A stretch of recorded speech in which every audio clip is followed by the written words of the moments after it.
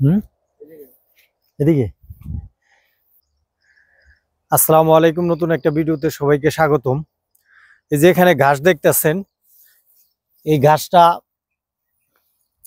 এই ঘাসটা অত্যন্ত জনপ্রিয় একটি ঘাস মিশরের। এটা সারা মধ্যপ্রাচ্য জুড়েই পাবেন। এই ঘাসটাকে মিশরীয় আরবি ভাষায় বলে বারসিম। মিশরে এই ঘাস ছাড়া দ্বিতীয় কোনো ঘাস আমার চোখে পড়ে নাই। এই ঘাসটা মিশরীরা গরু, ছাগল, হাঁস, মুরগি, মহিষ, খরগোশ সমস্ত পশু পাখিকে এই ঘাসটা ওরা খাওয়ায়। এই গাছটা খুবই আয় পড়ে, বিশেষ করে মাসে 2 বার কাটা যায়। এই গাছটা মাত্র 15 দিনে গাছটা বড় হয়ে যায়। এই এই যে গাছটার যে সাইজ দেখতেছেন, এই গাছটা মাত্র 5 থেকে 6 দিন আগে কাটছে, আবার এত বড় হয়ে গেছে গা। এবং খুবই নিজ দিকে একটু মারো। এবং খুবই ঘন, খেয়াল করে দেখেন, প্রথম প্রথম কাটা দেওয়ার পর খুবই ঘন হয়। এই গাছটা অত্যন্ত ভিটামিন যুক্ত একটি গাছ। এই গাছটা যদি আমাদের বাংলাদেশে কৃষকরা নিয়ে টেস্ট করে দেখতে পারে, যদি হয় তাহলে অনেক কৃষির উপকার হবে, বিশেষ করে পশুপালনে। আমি একটি অন্য জমিতে আসছি, এখানে খেয়াল করে দেখেন, এই যে গতকালই গাছ কাটছে, কত বড় লম্বা হয়েছে।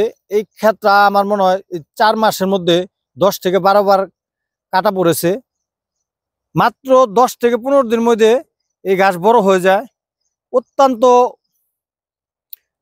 লাভজনক এই গাছটি। আমার মনে হয় আমাদের বাংলাদেশে নিয়ে এই গাছটি চাষাবাদ করে দেখা যেতে পারে।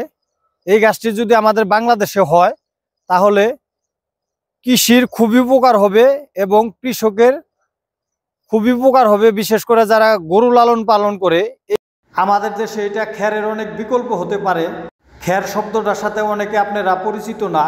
আমাদের ঢাকা অঞ্চলের আশেপাশের জেলাগুলোতে ধান গাছের অবশিষ্ট অংশকে আমরা আঞ্চলিক ভাষায় খ্যার বলি, আসলে এটার শুদ্ধ নাম খড়। উত্তরবঙ্গ সহ বাংলাদেশের অনেক জেলায় এই খ্যারকে বিচুলিও বলে থাকে।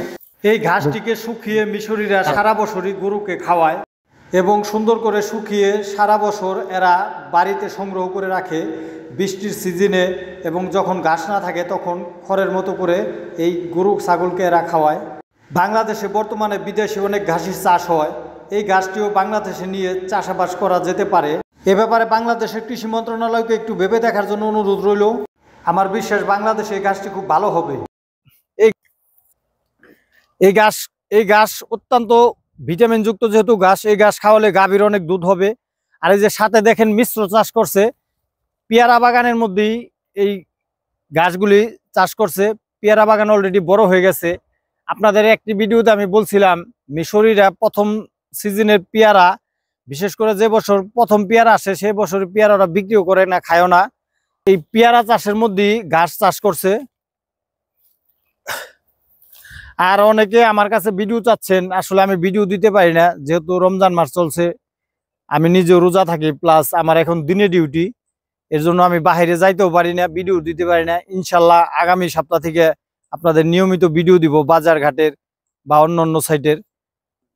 এর জন্য মূলত ভিডিও দিতে পারি না। এখন ভোরবেলা স্থানীয় সময় সকাল 7টা বাজে আমি ডিউটি যাচ্ছি, 7:30 থেকে ডিউটি। তাই ভাবলাম যে আপনাদের সাথে একটু আমার জানি কানেকশনটা থাকে, এর জন্য এই ঘাসের ভিডিওটা আপনাদের উদ্দেশ্যে দিলাম। আর বাংলাদেশের কৃষক যারা আছেন, যারা গরু লালন পালন করেন, তারা এই গাছটি চাষ করে দেখতে পারেন। এই গাছটি যদি আমার বাংলাদেশে হয়, আমার ধারণা খুবই কৃষির উপকার হবে, বিশেষ করে গরুর খামারিদের যারা গরু লালন পালন করেন। কারণ বর্তমানে বাংলাদেশে গরু লালন পালন করা একটা খুব কষ্টসাধ্য ব্যাপার হয়ে পড়েছে।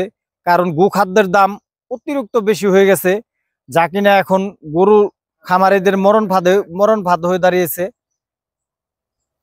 আর এই যে এখানে খেয়াল করে দেখুন, এটাকে ওরা বলে, আরবিতে বলে ফুল। আমাদের বাংলাদেশে যেহেতু মানিকগঞ্জ জেলার মানুষ, আমার জন্মগতভাবে আমি মানিকগঞ্জ জেলায়, যদিও এখন বসবাস করি গাজীপুরে বাবার চাকরির ক্ষেত্রে। আমি ছোটবেলা আমাদের অঞ্চলে দেখেছি এটাকে কালী মটর বলে, কিন্তু আমাদের বাংলাদেশে যেটা কালী মটর ছিল এটা সাইজে একটু ছোট ছিল, কিন্তু এটা সাইজটা অনেক বড়। আপনাদের যদি আমি একটু এটা ছুলে ভিতরে দানাগুলি দেখাই, এটা রুটি এবং ফুল মিশরের জাতীয় খাবার। এটা দ্বারা আমরা যেমন ডাইল খাই, ডাইল রুটি, ওরা এই ফুল রুটি খায়। এটা অত্যন্ত জনপ্রিয় একটি ওদের সবজি এবং ওরা এটা কাঁচাও খায়, প্রচুর পরিমাণে কাঁচা খায় এবং সবজি বানায়ও খায়, প্রচুর পরিমাণে ধরেছে। এই যে এখানে রিজবি এদিকে মারো তো বাবা, এখানে খেয়াল করে দেখেন বেতলের মতো ধরেছে। এটাই ঘাসের সাইড দিয়ে লাগাই দিছে নিজেদের পরিবারের চাহিদা মেটানোর জন্য। অনেকে সারা খেতে লাগায়, কিন্তু এই কৃষক তার নিজের ফ্যামিলির চাহিদা মেটানোর জন্য জমির সাইড দিয়ে রোপণ করেছে। মাশাআল্লাহ খুবই সুন্দর এবং প্রচুর পরিমাণে ফলন এসেছে। এই যে এখানে মারো তো বাবা, দেখেন কি অবস্থা।